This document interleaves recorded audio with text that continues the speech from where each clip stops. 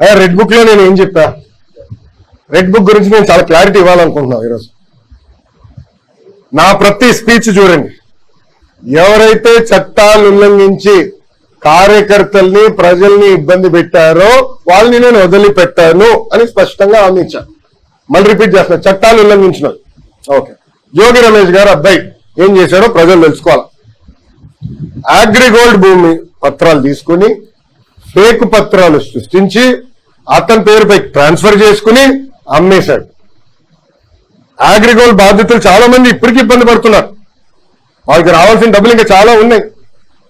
అగ్రిగోల్డ్ భూముల పైన ఫేక్ పత్రాలు సృష్టించి అమ్మేశారు, డబ్బులు సంపాదించారు.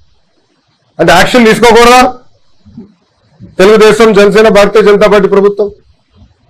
రేపు లిక్కర్లో కూడా యాక్షన్ తీసుకుంటాం, ఇసుక దండాల్లో కూడా యాక్షన్ తీసుకుంటాం. అంటే అడ్డగోలుగా ప్రజల భూమి దోచేసినా మేమేం పట్టించుకోకూడదా?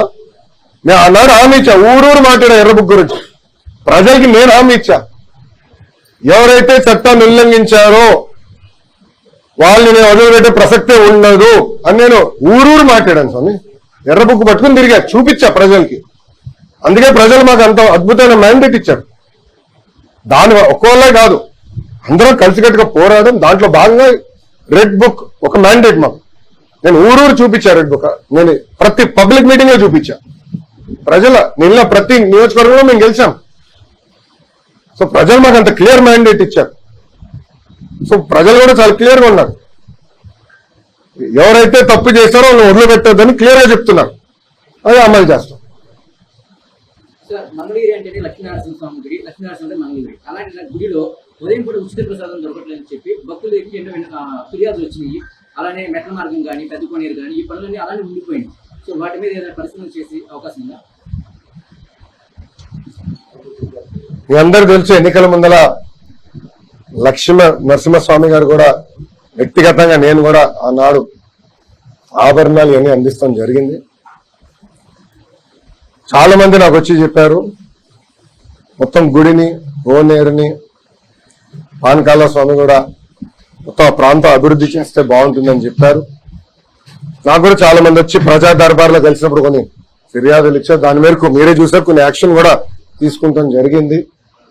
గత 5 సంవత్సరాలు అన్ని వ్యవస్థల్ని గత ప్రభుత్వం భ్రష్టు పెట్టించింది. అవన్నీ ఒక కొలికి తీసుకురావాల్సిన బాధ్యత నా పైన ఉంది. తొలి 100 రోజుల్లోనే మీరు మార్పు చూస్తారు. గుడికి వచ్చేగల నేను అనేక మందితో మాడుతున్నా, ప్లానర్స్ తో డిస్కస్ చేస్తున్నా, ఎలా చేస్తే బాగుంటుంది, అభివృద్ధి ఎలా చేస్తే బాగుంటుంది, గెస్ట్ హౌస్లు, కాటేజీలు ఎక్కడ ఏర్పాటు చేయాలి, భక్తులకి ఎలాంటి ఇబ్బంది లేకుండా మనం గుడిని అభివృద్ధి చేస్తే బాగుంటుంది ఆలోచనతోనే ఉన్నా. వాళ్ళతో చర్చించా. అది త్వరలోనే ఆ మాస్టర్ ప్లాన్ ప్రజల ముందర పెడతా. ఇంకా మంగళగిరి నియోజకవర్గంలో ట్రాఫిక్ కూడా చాలా పెద్ద సమస్య మనకి. ఆల్రెడీ కేంద్ర ప్రభుత్వ సంస్థతో నేను మాట్లాడాను, వాళ్ళు రమ్మని చెప్పా. కమిషనర్ గారి కాంటాక్ట్ నంబర్ ఇచ్చాను, అధికారుల నంబర్ కూడా ఇచ్చాను. వాళ్ళందరి గురించి ఒక మాస్టర్ ప్లాన్ తయారు చేయమని.